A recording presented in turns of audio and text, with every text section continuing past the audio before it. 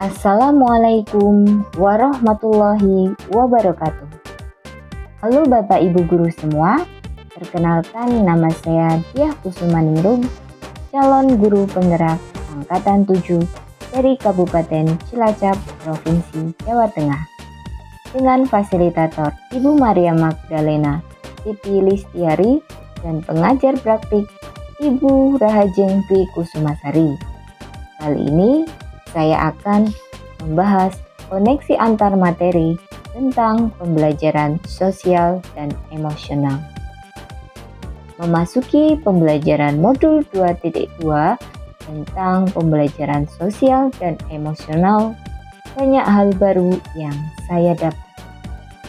Sebelum mempelajari modul 2.2, saya berpikir bahwa pembelajaran berdiferensiasi yang telah saya pelajari dan saya terapkan di kelas telah berjalan baik dan lancar, sehingga saya tidak memperhatikan hal-hal yang bisa memicu permasalahan dari peserta didik.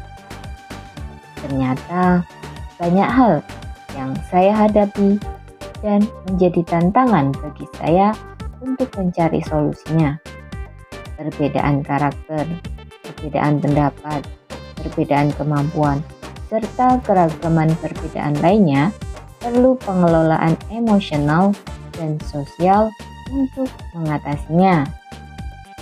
Di modul 2.2 inilah saya mendapatkan materi yang saya perlukan.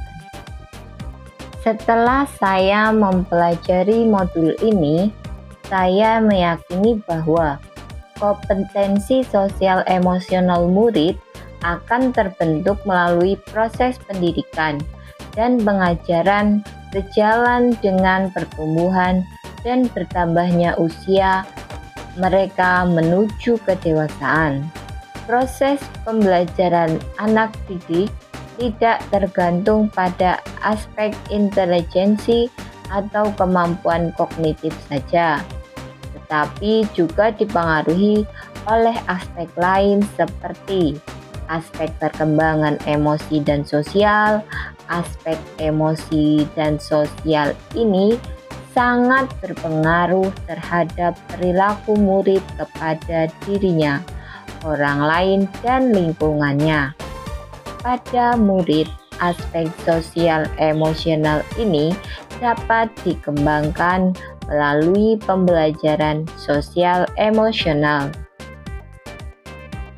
Pembelajaran sosial dan emosional dapat diberikan dalam 3 ruang lingkup, yaitu kegiatan rutin di luar pembelajaran akademik, terintegrasi dalam pembelajaran, dan protokol budaya atau peraturan sekolah yang disepakati bersama atau keyakinan kelas berkaitan dengan kebutuhan belajar dan lingkungan yang aman dan nyaman untuk memfasilitasi seluruh individu di kelas atau sekolah sehingga dapat meningkatkan kompetensi akademis maupun kesejahteraan psikologis, well-being anak didik.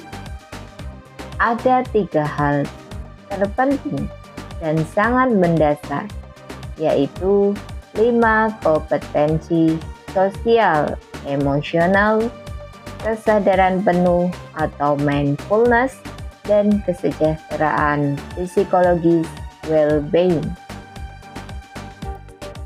Berkaitan dengan kebutuhan belajar dan lingkungan yang aman dan nyaman untuk memfasilitasi seluruh individu di sekolah agar dapat meningkatkan kompetensi akademik maupun kesejahteraan psikologis well-being. 3 hal mendasar dan penting yang saya pelajari adalah: 1. Selalu berpikir positif terhadap diri dan orang lain. 2. Membuat keputusan dan mengatur tingkah lakunya sendiri, serta dapat memenuhi kebutuhan dirinya dengan menciptakan dan mengelola lingkungan dengan baik. 3. Memiliki tujuan hidup dan membuat hidup lebih bermakna, serta berusaha mengeksplorasi dan mengembangkan diri.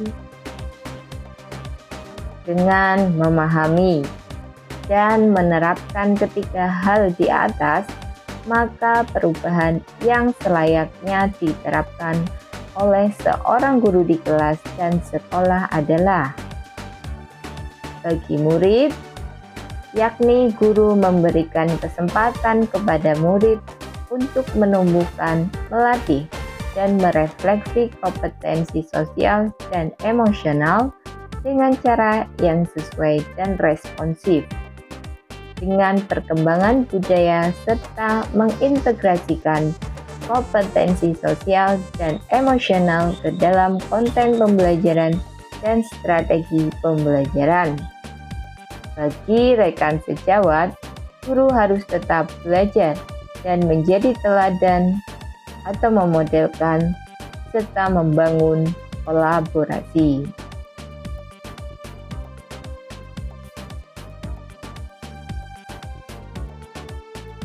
Keterkaitan pembelajaran sosial emosional dengan modul-modul lainnya, yaitu pembelajaran sosial dan emosional sesuai dengan filosofi Ki Hajar Dewantoro, yaitu guru harus dapat menciptakan well-being dalam ekosistem pendidikan di sekolah, sehingga tercipta kondisi yang aman, nyaman, sehat, dan bahagia bagi murid. Dengan pembelajaran sosial dan emosional, guru dapat menumbuhkan nilai dan peran guru dalam pengelolaan emosi murid, sehingga tercipta pembelajaran yang berpihak kepada murid dan terbentuknya nilai-nilai kemandirian pada murid. Hal ini sesuai dengan nilai dan peran guru penggerak. Dengan pembelajaran sosial dan emosional, guru dapat mewujudkan visi yang diharapkan, yaitu mewujudkan siswa yang beriman, bertakwa, dan berbudi pekerti luhur, berprestasi, sehingga terwujud profil pelajar Pancasila.